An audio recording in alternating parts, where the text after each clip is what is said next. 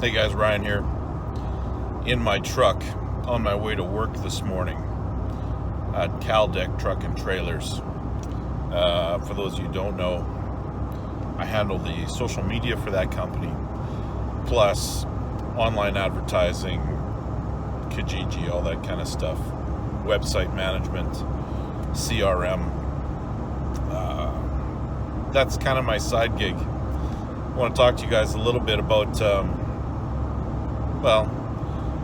there's some things that I've learned over the past, say, year, seeing how we are approaching the end of 2019. Some really good things have happened in my life, and I've learned a lot. That being said, one of the things I've taken a lot of shit for and a lot of heat for is the fact that I am involved with another podcast. Goddamn person cut me off. And that is CROSSFIRE with Espey and Gobby.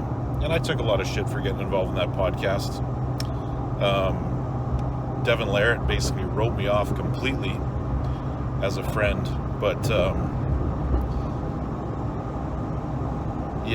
so got deleted off Facebook for that. Talked to him about it. There's such a hatred for between those two that I guess it was enough. But I do enjoy that show, and we have had so many great guests on that show, and I'm so thankful, and I appreciate all of you.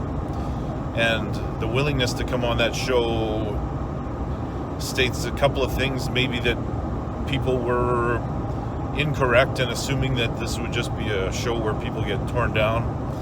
And as the show has evolved and we've had more and more guests and more success, the viewing hours are through the roof, and we've evolved into a YouTube live type situation where we basically is everything in real time and live, unedited, and the uptake on that seems to be a lot better than the Facebook live or the pre-recorded version. So we're going to stick with that, and we're going to continue to grow. We're pushing for subs over there right now because we have more than doubled the viewing hours required in order to get monetized, but we just need the subs. And we're at about 150 away from getting monetized. Not that we expect to make a living off of this, but from some ad revenue, sure would be nice to supplement if we can make a little bit of money off of arm wrestling where it's not coming out of the arm wrestlers' pockets. I know that's important to Gobby. And we'll continue to press forward. We've only got great things ahead, and next week on the show, Anders, president of the IFA, actually that's a little over a week, it's on the 30th, is going to come on the show, and that should be an awesome show to close out the year. Yesterday we had Eric Roussin on there, which that was an awesome show. Eric is probably one of the most knowledgeable guys in the sport of arm wrestling, as far as the history of the sport goes. So talking about the personal channel, I was doing the Wednesday arm wrestling news kind of a thing, but I've learned some things over the past 12 months, and mainly that my schedule needs to be fluid. I cannot schedule certain things. The one thing I can schedule is the hour and a half for CROSSFIRE, but our consistency on the same day is not there, which is okay. That's not a big deal. We still get a show a week in. But for those of you that don't know, I work as a city councilor. I'm a full-time realtor. And up until a few days ago, I was full-time at an addictions, basically a residential addictions treatment program for youth. I have now moved that down to casual as of this week. So to my number one fan, if you're watching, and you know who you are, if I don't see you, I wish you the best of luck. And I'll still be picking up the odd casual shift there, hopefully. And I've taken on a job doing some social media management, so this is where I'm heading to now, is Caldeck. And I'm approaching the most dangerous corner in Canada, or the most dangerous intersection is Highway 1 and 16. So what I've learned is I cannot just expect that I'm going to be free from this time to this time on a certain day, because being a realtor, it pulls you away from everything at any given time. So I'm going to shoot these videos on the fly. There will be no more Wednesday arm wrestling news. It's just going to be Ryan's vlog entries, and I will shoot them when I can shoot them. For example, driving to work like I am right now. And this will be happening on my regular channel. So we're looking at a weekly video, hopefully. And if it's not, it's not. But that's what we can expect out of this channel. And I'm going to talk about everything that you can imagine. Talk a little bit about what's been happening with arm wrestling. We just finished the top 8. The WAL season's coming. The bottom 8's been announced. And there's been some talk about a boxing match between my podcast partner Chris Gobby and Joseph Drellick. And apparently $2,000 was offered up for Chris to show up and have that match. I think it's an awesome idea. I think Drellick has already agreed. Gobby, I don't know if he has yet, but a couple $1,000 to show up and have a couple of rounds of boxing, I'd be in. And then there was talk of a submission grappling match with Devin Larratt. And if Gobby could show up and agree to do one round, he was going to get paid $5,000. The concern about the submission grappling is Devin is a legitimate badass in Brazilian Jiu-Jitsu from everything I have seen. And Gobby has a wrestling background. Wrestling does not trump Brazilian Jiu-Jitsu, especially when you're the much smaller man. So there's a real potential for the guy that does not know Brazilian Jiu-Jitsu to obtain serious injury, up to and including death, from whatever damage can be inflicted via choke.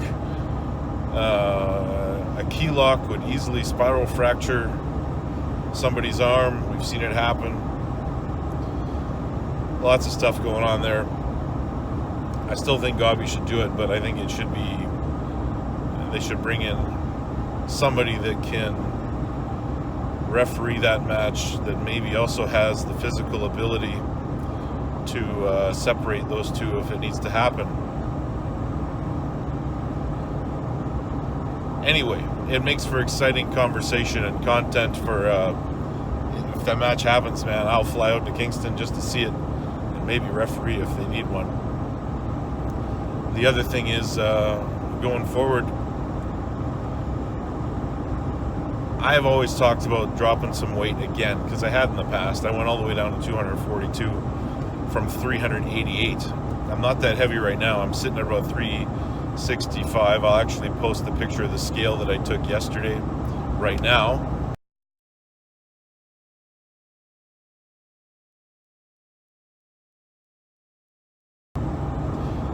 And going forward, I'm taking my kids to West Ed for a thing in February. And on that date, my kids said that I need to be 300 pounds. So by February the 14th, I need to be 300 pounds. And the reason I need to be 300 pounds is because that's the weight limit on the water slides at the water park.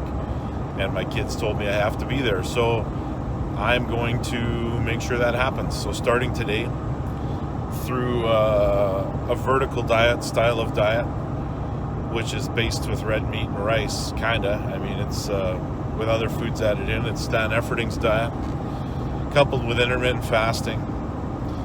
And with that diet is the complete removal of gluten. So those carbs will be gone. I have less than a couple of months to lose about 60 pounds. And that starts right now. This morning I started. And I'm basically going to fast until supper time, just as a way to cleanse some stuff out of my system. Drinking lots of fluids, taking in some amino acids. And then the food starts being added in tonight and then tomorrow morning. following training, and the intermittent fast will be an 8-hour eating window, which is going to start post-workout, because I train at 6 o'clock in the morning normally, and right after that I will eat my first meal of the day, and 8 hours later I will eat my last meal of the day, and then it will be finished. And I will post regular progress and adjustments. And yes, I'm starting a diet at the worst possible time of year. Normally those diets would start January 1st, but I don't have that kind of time. So it's going to be a real gut check to get through the holiday season without doing any of that. Additionally, I've got my tournament coming up. So February 29th, watch for details on that. And Portage Armwrestling Club, check us out on Facebook. And additionally, there is the Ottawa Open coming up in March, which Eric talked about on CROSSFIRE. So if you're interested in that, head on over there or check out Eric's page, or there is an event page for the Ottawa Open added. And one of the interesting things that Eric talked about on the show is how he's offered up $500 to if somebody can win an open class at the Ottawa Open and then proceed to go back to their province and win their provincial championship in the same class with the same arm, open class, Masters doesn't count, and then you go to the Nationals and you win the same arm, same class, open class, or senior they call it at Nationals, you are eligible to win your share of $500. And the interesting part about that is last year, one person did that, so they got the whole $500. So I'm thinking about actually making a trip out there. You never know. We'll see. Scheduling and money permitting, I will make that trip. And the last thing I'll talk about is I did hit 300 pounds on my high side pressure movement today. So side pressure seems to be a good topic lately, but I train a lot of different things, and the high side is the one that I like to max out on. And I did hit 300 pounds, which is 150 pounds true because of the pulley system. So I produced 150 pounds of side pressure from a high position. And I will actually be shooting for 400 before the summer. And it's been going up steadily, so stay tuned for that. And ladies and gentlemen, thank you for watching. Thank you for supporting this channel.